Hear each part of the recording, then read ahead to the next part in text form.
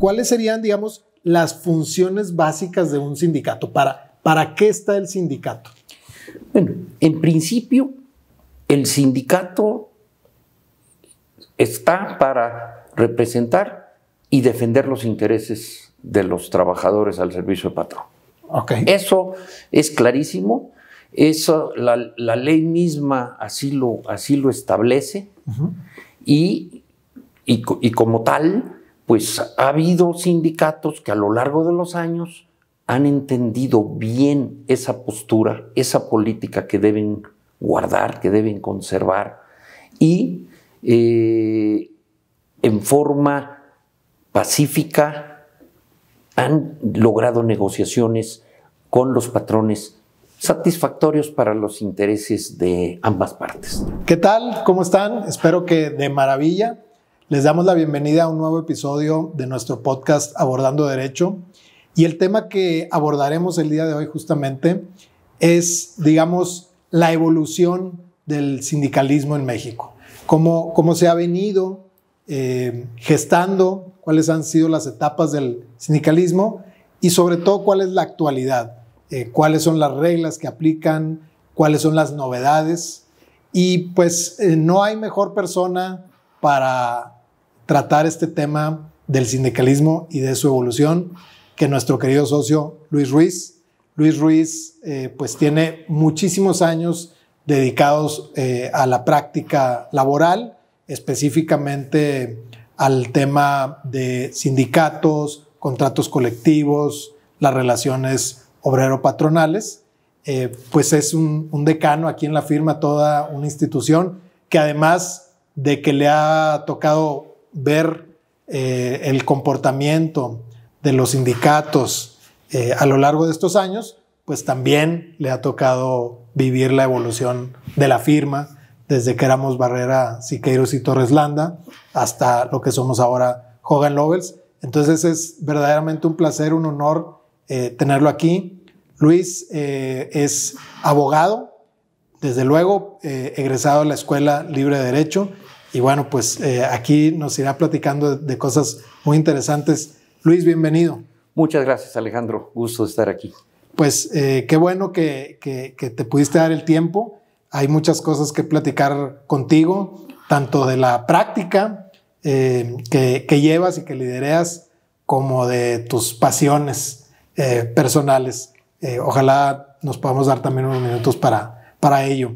Luis, pues para un poquito ir sentando las bases del tema, hablábamos del sindicalismo en México y bueno, pues entiendo yo que, digamos, los beneficios que ha traído,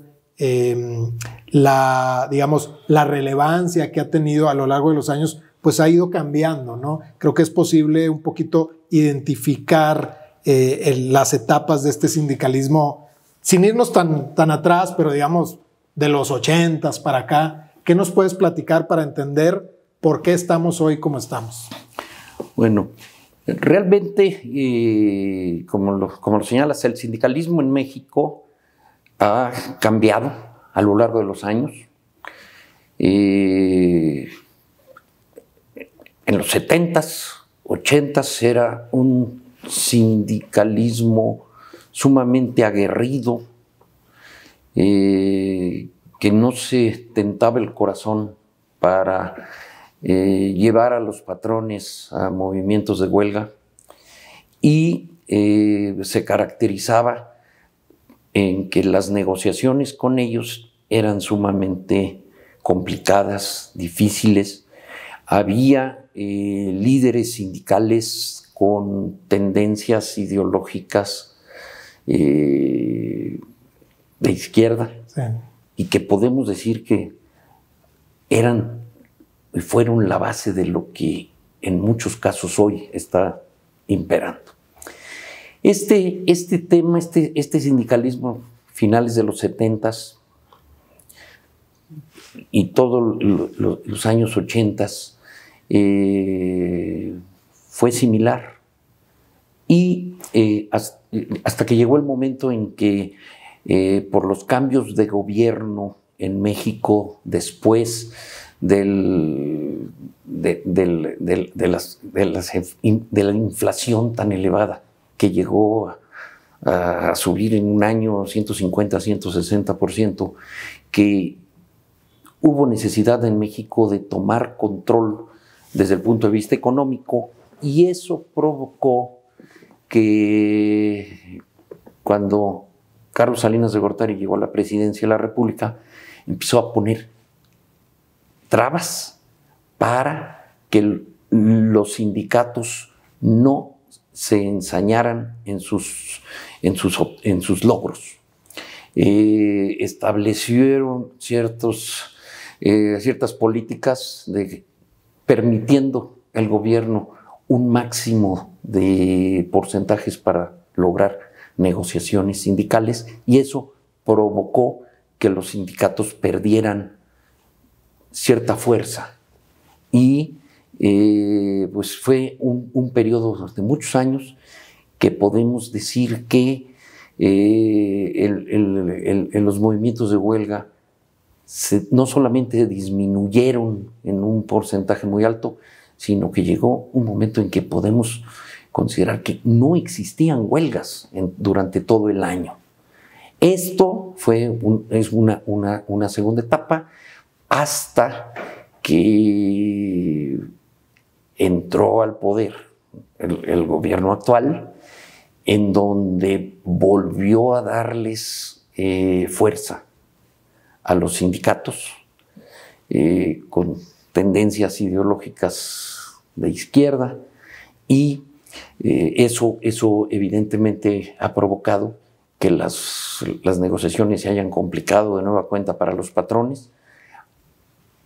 La posibilidad y el riesgo de que existan estallamiento de huelgas es alta, y ha generado con los porcentajes tan elevados de incremento al salario mínimo general, que es uno de los factores que siempre se han tomado en consideración, junto con la inflación, para lograr las negociaciones entre empresa y sindicato, pues eso ha venido a complicar la vida patronal, y ha facilitado que los sindicatos presionen, podemos decir, más de lo que uno pudiera estar esperando. Entonces tú, digamos, a partir de tu práctica, adviertes que hay como un resurgimiento de estas posiciones un poquito más duras, a lo mejor de posiciones inamovibles por parte de los sindicatos, y sobre todo una mayor actividad de estar exigiendo y de estar, digamos, ya sea amenazando con o efectivamente llegando a movimientos de huelga, que bueno, recientemente, días antes de que grabamos este podcast, ha habido noticias por ahí al respecto. Ahora, Luis, para entender cuáles serían, digamos, las funciones básicas de un sindicato, ¿para qué está el sindicato? Bueno, en principio, el sindicato está para representar y defender los intereses de los trabajadores al servicio del patrón. Okay. Eso es clarísimo. Eso, la ley misma así lo establece. Uh-huh. y como tal, pues ha habido sindicatos que a lo largo de los años han entendido bien esa postura, esa política que deben guardar, que deben conservar, y en forma pacífica han logrado negociaciones con los patrones satisfactorios para los intereses de ambas partes. De los trabajadores que representa el sindicato, uh-huh, y de la estabilidad económica del patrón. Obviamente, otro grupo de sindicatos han buscado obtener un provecho exagerado y han metido a patrones en problemas graves, y algunos a lo largo de los años, en los 70s, 80s, provocaron que se llegaran a cerrar empresas. Llegaran a cerrar empresas derivadas de que ya no tenían la posibilidad de subsistir.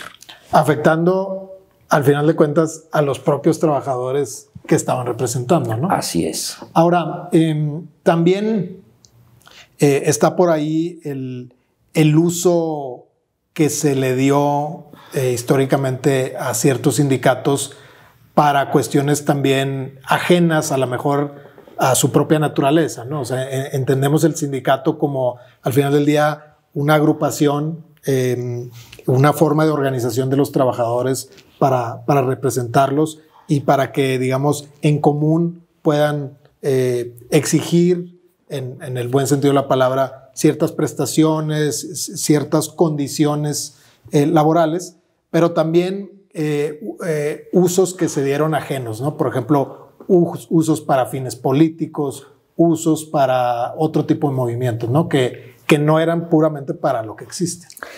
Así es. Inclusive existían en México centrales obreras que formaban en realidad parte del PRI, y hubo durante muchos años en donde para poder lograr registros de sindicatos era necesario formar parte de alguna de las confederaciones obreras que formaban parte del PRI.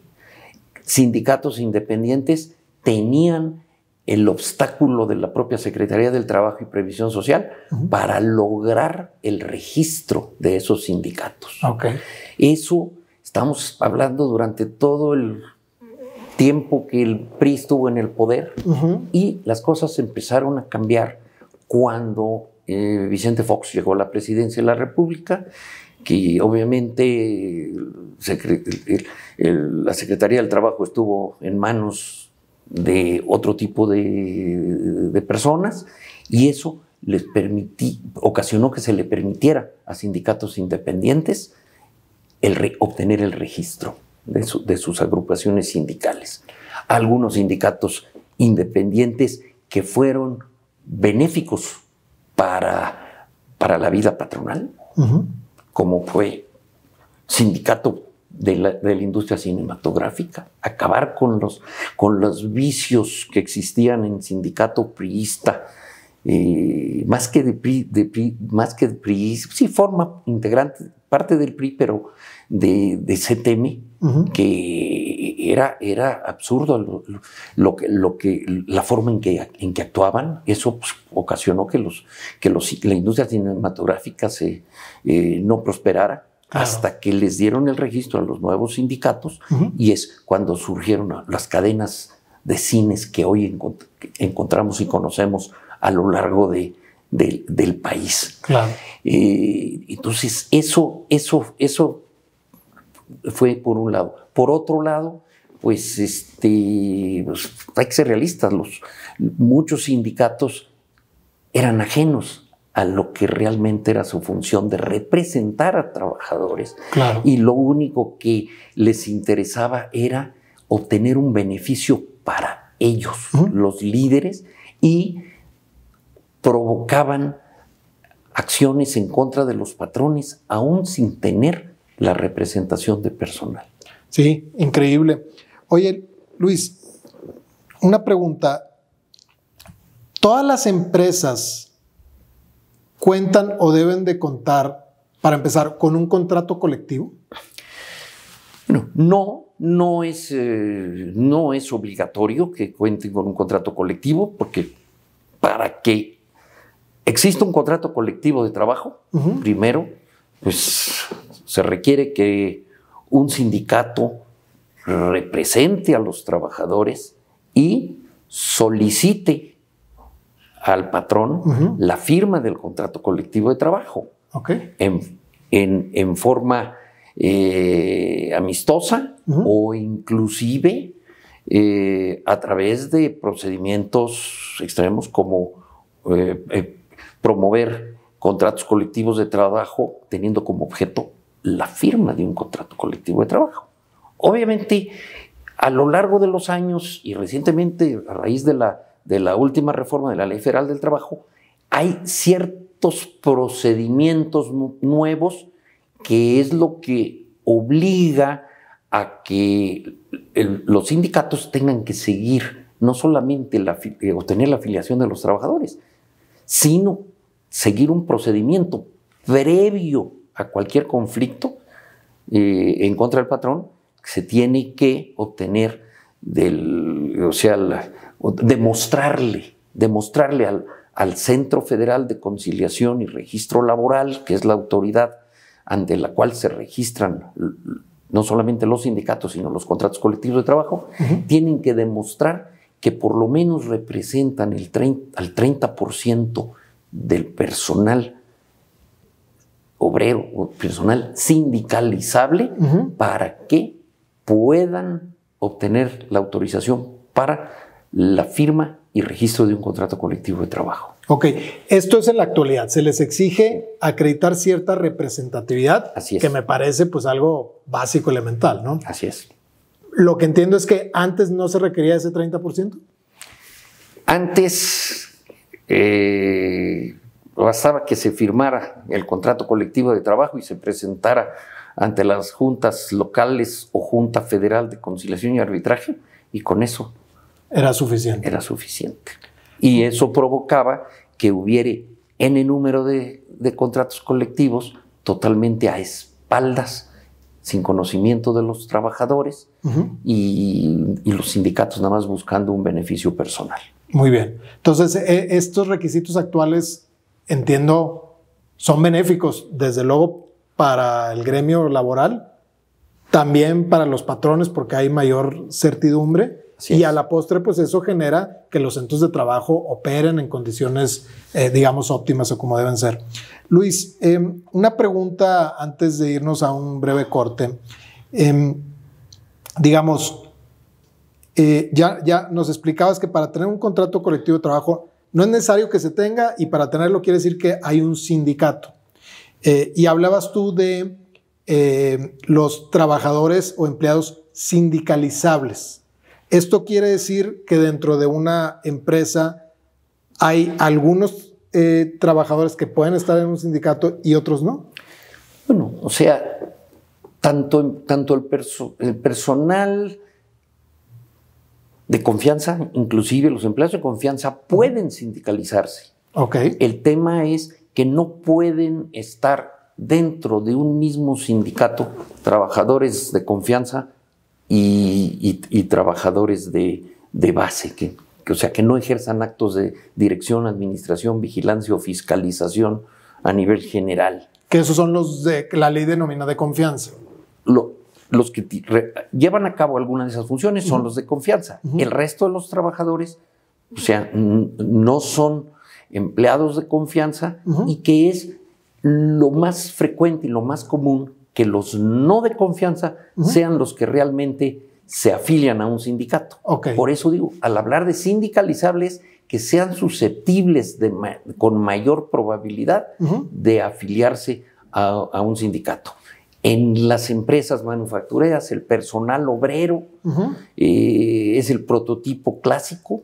En algunas industrias, pues el personal de ventas, okay, que sin ser propiamente obreros de manufactura, también han llegado a sindicalizarse. Entonces, aunque podrían hacerlo, la costumbre, digamos, es que los empleados de confianza no se sindicalicen. Así es. Ahora, dentro de del otro grupo de obreros o de empleados, ¿puede haber más de un sindicato que represente? O sea, un sindicato puede representar a un grupo, por ejemplo, al 30% y al otro 30% a otro sindicato.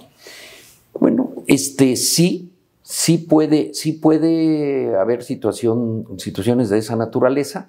El único punto es que si hay dentro de una empresa un contrato colectivo de trabajo que se aplique en forma general, el sindicato que tenga la mayoría es el que tendrá el derecho a la representación de la gente. Ok, y es el que va a negociar cualquier modificación, etcétera, al contrato Exactamente.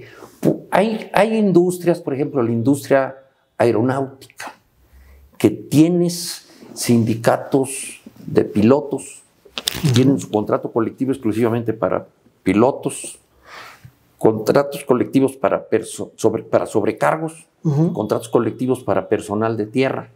Ya. Ahí sí se dan de manera perfectamente diferenciada de acuerdo a la actividad. Y sin embargo, otros contratos colectivos de trabajo que en esa misma industria que se aplique en forma general. Muy bien. Y ha habido, a lo largo de la historia, ha habido conflictos grandes en específico en esa rama. En esa rama de la aviación, sí, los recuerdo, algunos de ellos. Luis, vamos a hacer una pequeña pausa y volvemos pronto. Perfecto. Ya estamos de vuelta, estamos platicando con nuestro socio Luis Ruiz acerca del sindicalismo en México y bueno, pues nos está explicando tanto la cuestión histórica como la cuestión técnica actual de la representación de los empleados. Vamos a hacer ahora un pequeño break para pues conocer un poquito más de Luis. Luis tiene muchas o varias pasiones. Vamos a hablar hoy solo de un par, Luis, si te parece, de las cuales nos pudiéramos quedar aquí horas y horas platicando, porque además al menos una de ellas la compartimos. Pero Luis, eres aficionado al fútbol. Así es. Aficionado a la fiesta brava de toda la vida. De toda la vida. Platícanos un poquito cómo surgieron estas dos pasiones. Bueno, mira, de la fiesta brava, pues surgió esta pasión por herencia familiar. Mi padre, pues, fue un aficionado a los toros, yo diría, o sea, furibundo. Se dedicó a ver corridas de toros. Él fue abogado también, pero su pasión de ver los toros, iba a la plaza de toros todos los domingos, ya sea fueran corridas, novilladas. Y a mí, desde que tenía yo 7 años de edad, me empezó a llevar. Y entonces, pues, eso pues fue creciendo ese gusto. Y podemos decir que ha sido mi pasión máxima, o sea, en mi tiempo libre, de asistir a corridas de toros. ¿Cuántas llevas, Luis? Pues asistiendo a la plaza, pues deben ser alrededor de unas 800, 900 corridas. ¿Solo a la Plaza de Toros de aquí, México? ¿O? He visto en varios lugares del país y he visto corridas de toros en España, en Madrid, en Granada, en Talavera de la Reina, en Aranjuez, en Barcelona. Y inclusive dentro de esta misma pasión, en algún momento fui integrante de la Comisión Taurina de la Ciudad de México. Ah, muy bien, ese dato no lo conocí. Fui integrante, fui el secretario de la comisión, que fui designado en la época de cuando fue jefe de gobierno Cuauhtémoc Cárdenas. Okay. Y yo como secretario, abogado, a la Comisión Taurina nos pasaban los reportes del veterinario de las corridas que se daban en la Plaza México, donde venía el resultado del examen post-mortem. Si se veía que de acuerdo a la dentadura y a los cuernos, si realmente era creíble que tuvieran los toros la edad que los ganaderos manifestaban, tenían en sus libros de registro.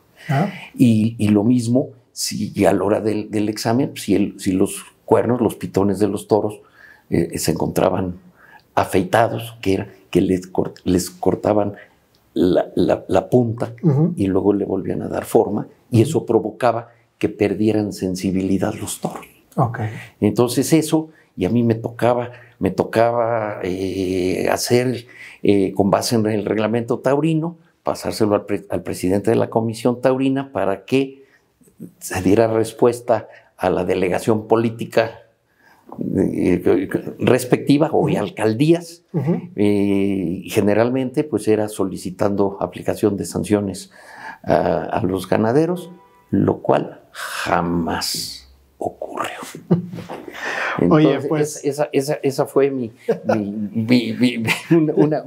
tu pasaje ahí como funcionario taurino. Así es. Oye, Luis, pues te ha tocado ver a las máximas estrellas que ha tenido el país en esas 800 y tantas corridas. Desde luego, los que ha tenido el país y toreros españoles. Claro. Españoles, venezolanos, colombianos, peruanos, portugueses. O sea, realmente sí, mucho. Y dentro de esto mismo, pues el tema de llevar estadísticas taurinas, eso heredé ese gusto. Mi padre y su hermano, mi tío, se metieron a analizar y estudiar un listado de todas las corridas de toros que se han dado en México en toda la historia, desde el siglo XIX. Wow. Y uno empezó del 1958 hacia atrás, y el otro del 58 en adelante. Y yo, evidentemente, eso lo llevaban ellos, y a mí, pues, heredé ese gusto hasta cierto punto. Y yo, pues, por ejemplo, empecé a llevar un registro de qué color de traje de luces salía vestido en la Plaza México cada matador de toros a partir de 1970 hacia acá. Wow. Eso,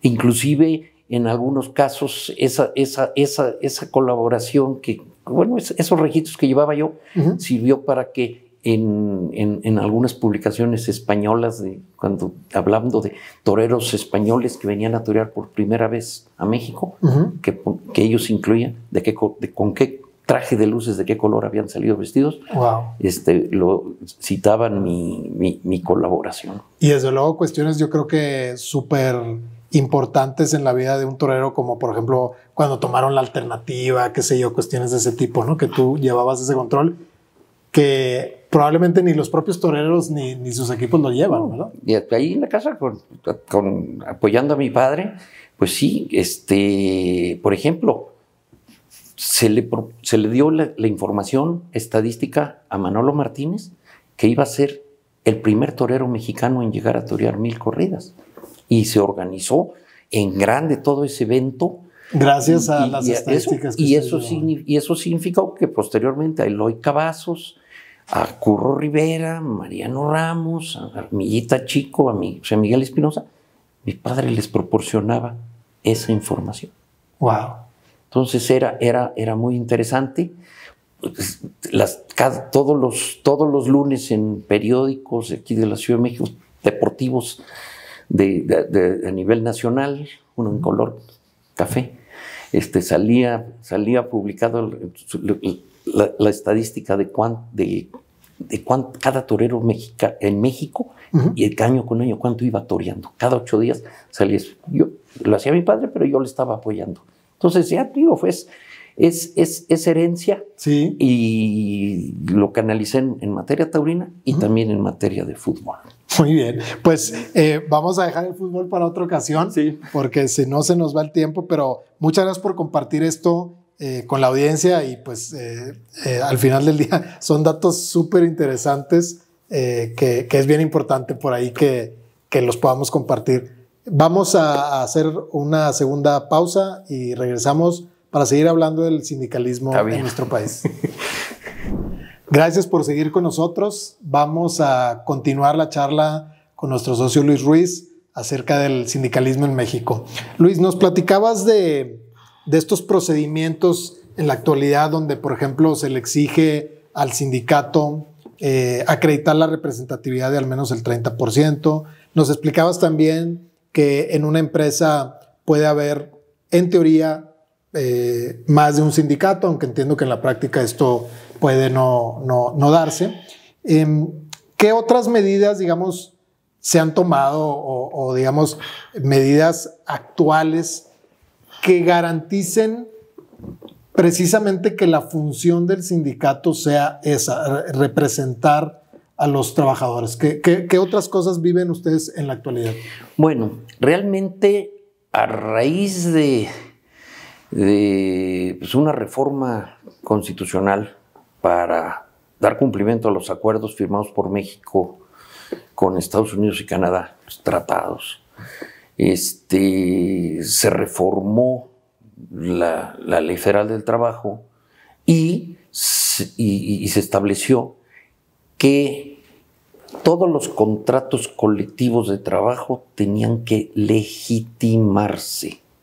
O sea, todos los contratos colectivos que ya hubieran estado firmados y registrados ante la Autoridad de Trabajo tuvieron que ser objeto de una legitimación, que eso significaba que ante la presencia de los funcionarios verificadores de la Dirección General de Legitimación del Centro Federal de Conciliación y Registro Laboral, todos los trabajadores integrantes del sindicato que laboraban al amparo del contrato colectivo de trabajo tenían que dar su voto libre, secreto y directo en el sentido de si estaban de acuerdo con la existencia del sindicato y con el contenido del contrato colectivo de trabajo. Okay. Si la mayoría de los trabajadores votaban en pro de el contrato quedaba legitimado y tenía el derecho de continuar vigente. Si la mayoría de los trabajadores votaban que no estaban de acuerdo o aquellos contratos que no fueron sujetos al procedimiento de legitimación y que se le dio un plazo de 4 años, que terminó el 1 de mayo de 2023, esos contratos no legitimados, en forma automática el 1 de mayo de 2023, quedaron terminados. Okay. Entonces, esa es una protección en cuanto a que se supone que el personal de la empresa sí tiene conocimiento de la existencia del contrato colectivo de trabajo, y también hay la presunción de que forma parte y que es un trabajador sindicalizado, agremiado al sindicato. No se les puede obligar a sindicalizarse. Ok. Esto quiere decir, y perdona ahí la interrupción, que dentro de una empresa puede haber trabajadores, digo, ya hablamos de los de confianza, etcétera, pero digamos, trabajadores del mismo rubro, unos pueden estar sindicalizados y tener un contrato colectivo de trabajo que les abarca a ellos y otros que no, y que tienen contratos individuales o se rigen por lo que negocien directamente con el empleador. O sea, pueden no estar afiliados a un sindicato, pero sin embargo, las condiciones de trabajo pactadas entre empresa y sindicato y contenidas en el contrato colectivo de trabajo se hacen extensivas a todo el personal. A todo el personal, podemos decir, obrero. De los empleados de confianza, si en el contrato colectivo de trabajo se establece una cláusula que quedan excluidos de la aplicación del contrato colectivo, a ellos no se les aplica. Pero si no se establece expresamente, también tienen derecho a que se hagan extensivas esas condiciones. Ahora, esto no impide que, por ejemplo, el contrato colectivo establezca como que las condiciones, vamos a decirlo, mínimas, y que algún trabajador en particular tenga una mejor condición o no. O sea, tienen que aplicarse tal cual, ni más ni menos. Todos los trabajadores que tengan el rango de las categorías, los puestos que quedan cubiertos por el contrato colectivo de trabajo, deben tener las mismas condiciones. Okay. A los empleados de confianza, evidentemente, tienen diferentes condiciones de trabajo, diferentes prestaciones, ellos pues, sí, en forma individual, con el patrón llegan a los acuerdos respectivos. Pero a nivel personal obrero o personal sindicalizado o sindicalizable, aplica parejo. Exactamente, porque si tú tienes un sindicato que logra demostrar la representación y firma un contrato colectivo de trabajo, y hay otros trabajadores que estén trabajando ahí y que no se quieren sindicalizar, esos seguirán trabajando al amparo del patrón sin ser sindicalizados, pero se les hace extensivo. Se les aplica. Las condiciones de trabajo establecidas. Digamos, los beneficios logrados por el sindicato benefician a todos, aunque no sean parte del sindicato. Así es. Ahora, Luis, déjame te pregunto otra cosa. Pues ya vemos, el sindicato representa a los trabajadores, es una forma de asociación de los trabajadores que, pues, el principio creo que subyace es que esa representación puede lograr mayores cosas en pro de los trabajadores que hacerlo de manera individual. Y pudiera pensarse que esto es solamente en beneficio de los trabajadores, pero en tu práctica, y sobre todo porque yo sé que tú siempre has representado a la parte patronal, ¿verdad? Es lo que tú has hecho siempre. Para ti, el que existan los sindicatos también beneficia a los empleadores, a los patrones, a los centros de trabajo. Mira, evidentemente dependiendo del tipo de sindicato, puede ser algunos que pueden ser útiles para el patrón y otros que definitivamente no lo son. A lo largo de los años me ha tocado ver que algún cambio en condiciones de trabajo, modificación de esquemas de pago, en fin, una serie de factores que el patrón quiere implementar. El hecho de tener un sindicato en muchas ocasiones o en la mayoría de las veces es de utilidad para el patrón.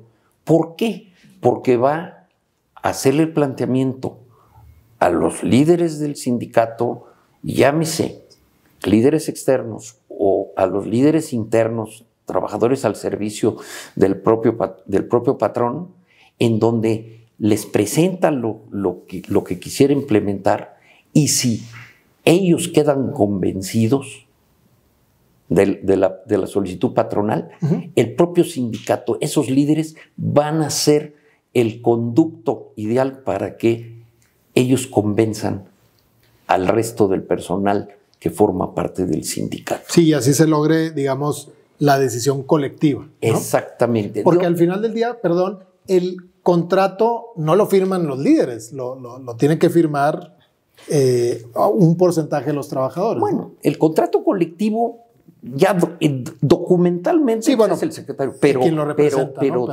tiene hoy en día con el procedimiento que se tiene que solicitar ante el Centro Federal de Conciliación y Registro Laboral para la firma de un contrato colectivo, de demostrarle documentalmente que se representa por lo menos al 30% del personal, y se tiene que publicar esa solicitud.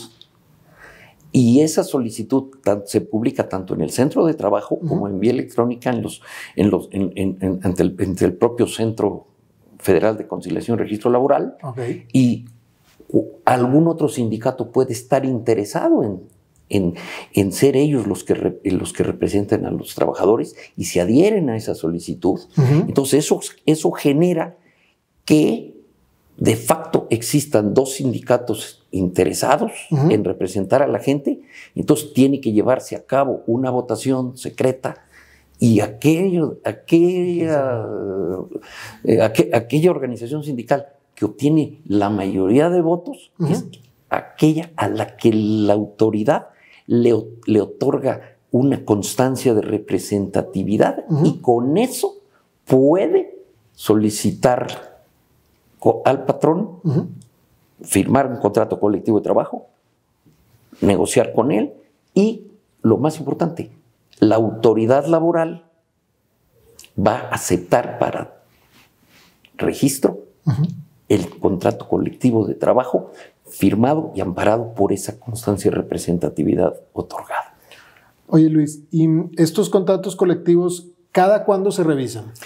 De acuerdo a la ley, los contratos colectivos en su parte integral, o sea, su contenido, prestaciones, clausulado administrativo, el sindicato tiene el derecho de solicitar cada 2 años la revisión. Y en el tema de salarios, la ley contempla el derecho para solicitar cada año. Ok, anualmente. Anualmente. Entonces, ahora, ¿esto lo tiene que solicitar el sindicato? Pues sí, normalmente el sindicato lo solicita y lo puede solicitar en forma privada o bien inclusive a través de un procedimiento de un emplazamiento a huelga por revisión salarial o revisión integral contractual del contrato colectivo de trabajo. Muy bien, porque aquí creo que es importante para nuestra audiencia entender que el sindicato está funcionando, está activo todo el tiempo, todos los años, todo el año. Obviamente, pues la idea es no siempre llegar a esas instancias radicales de la huelga, etcétera, pero las negociaciones, las actualizaciones son constantes y permanentes, ¿no? Sí, y a lo largo del año tiene que haber contacto entre la representación sindical y el patrón, porque eso permite que los temas a solucionar no solamente son una vez al año. Claro. Y el hecho que eso se vaya manejando durante todo el año hace que en el momento en que llegue el momento de la negociación, de la revisión de contrato colectivo, no existan temas pendientes y que se puedan sindicato y empresa abocar exclusivamente a lo que es la materia de la revisión del contrato colectivo. Oye, Luis, y estos mecanismos que estamos viendo actualmente derivados del TEMEC, que no son propiamente temas de a lo mejor contratos colectivos, etcétera, pero que sí están implicando ciertas revisiones y cierto acreditamiento también de cuál es la voluntad colectiva. Sé que no es a lo que tú te dedicas, pero en términos muy generales, nomás para entender la diferencia entre esos mecanismos que existen en este tratado internacional y lo tradicional. Bueno, esto, el tema es que se argumenta por parte de organizaciones sindicales la violación de los derechos de los trabajadores amparados por contratos colectivos de trabajo existentes y con base en los elementos que el propio tratado otorga, es donde viene la presión a través de la solicitud para que el patrón rectifique y corrija lo que a la luz de la organización sindical está violando. Entonces, eso son procedimientos que están en boga en estos últimos 2-3 años que ya está en vigor el tratado y eso ha generado varios conflictos y pues aquí en el despacho ha tocado participar. Sí, en la mayoría de ellos, ¿no? En varios de ellos, así es. Muy bien, pues muy interesante. Luis, pues muchas gracias de nuevo por estar con nosotros. Aprendimos un montón el día de hoy acerca de este sindicalismo que ahí está, que siempre ha existido, pero que de repente es poco difundido o no se tiene. Entonces queríamos aprovechar toda tu experiencia, toda tu sapiencia para transmitirle a nuestra audiencia algunos de estos conceptos, aunque sea ahorita de manera muy general, pero creo que nos llevamos una idea bastante buena. Muchas gracias por estar aquí. No sé, ¿algún mensaje final, alguna reflexión que quieras compartir?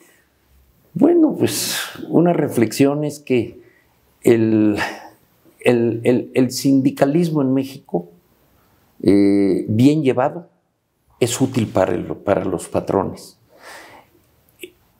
Existe la conciencia de los patrones en la mayoría de los casos que no quisieran tener una representación sindical, pero la experiencia me ha demostrado que es un buen camino para lograr los objetivos del trabajo de la empresa.